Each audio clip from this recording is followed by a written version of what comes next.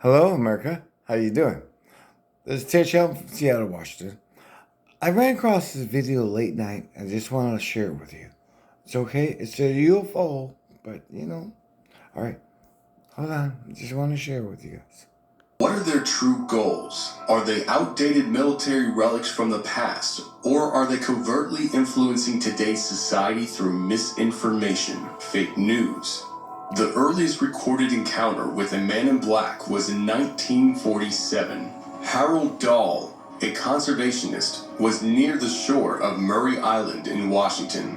Dahl's job was to retrieve serviceable lumber that was often just floating around in the water back in those days, and he would bring it back, and that would be their business. That's their business model. And so Dahl is out in a boat for this purpose with his teenage son and dog, actually, and he sees 6 discs.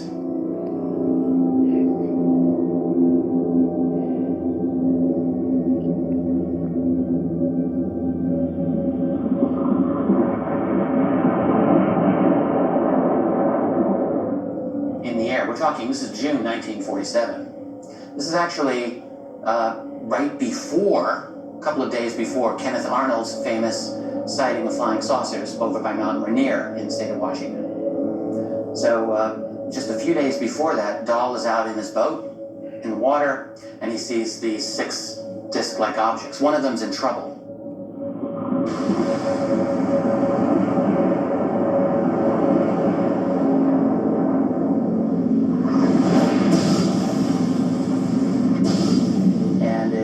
Wobbling, and it seems to be losing its stability.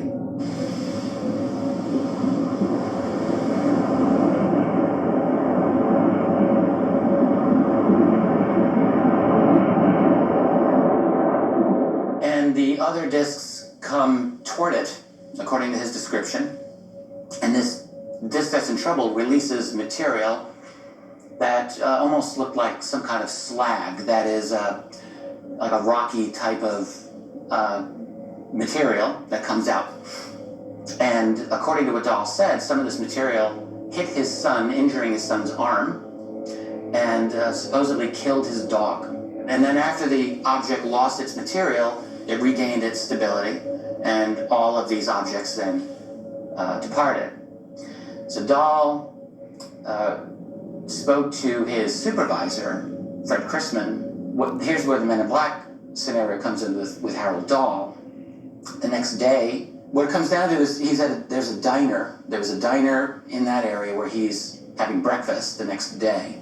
And he has a conversation with this mysterious man he's never met before. Dahl initially expected this man was a lumber dealer.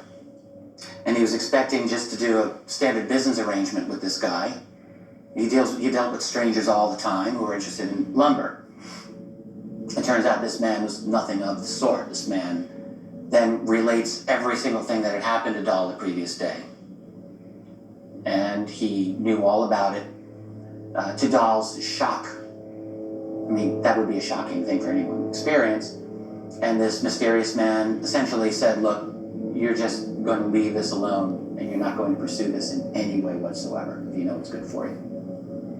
And so that's an intimidating experience for so many reasons. You can imagine poor Harold Dahl thinking, this is 1947. You're in America in 1947. You're not under the assumption that you're living in a surveillance state. And so you can imagine the shock he had to have felt thinking, wait, what? How do you know about anything that happened to me yesterday? So there's that level. And then there's the implied threat from this man, which just added to it. Dahl did not have in his possession the slag at the time. There's an enormous amount of this stuff. So, like, we're talking much more than any one person could carry around with them.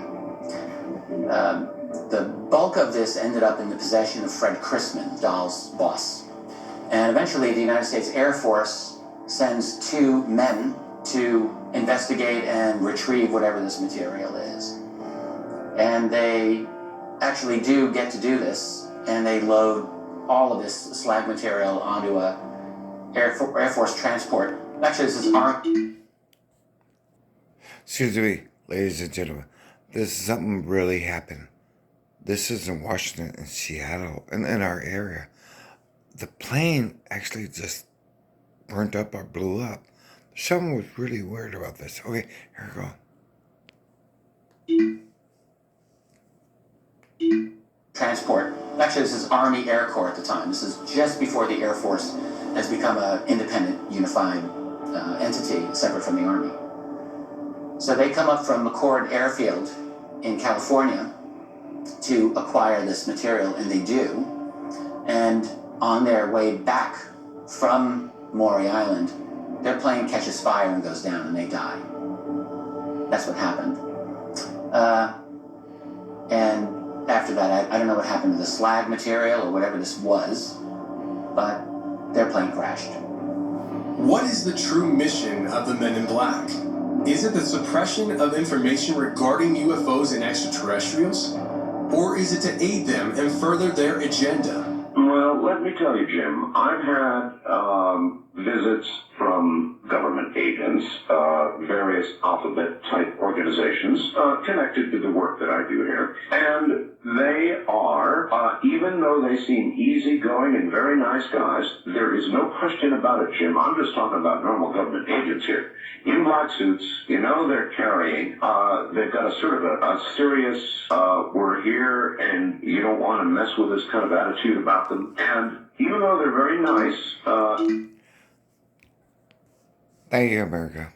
Good night. I just want to show you this one of this late night videos I was just running across. Take care. Love you guys. See me on YouTube channel. Ted Shelton. Anyway, just find me. Peace out. God bless America. Bye.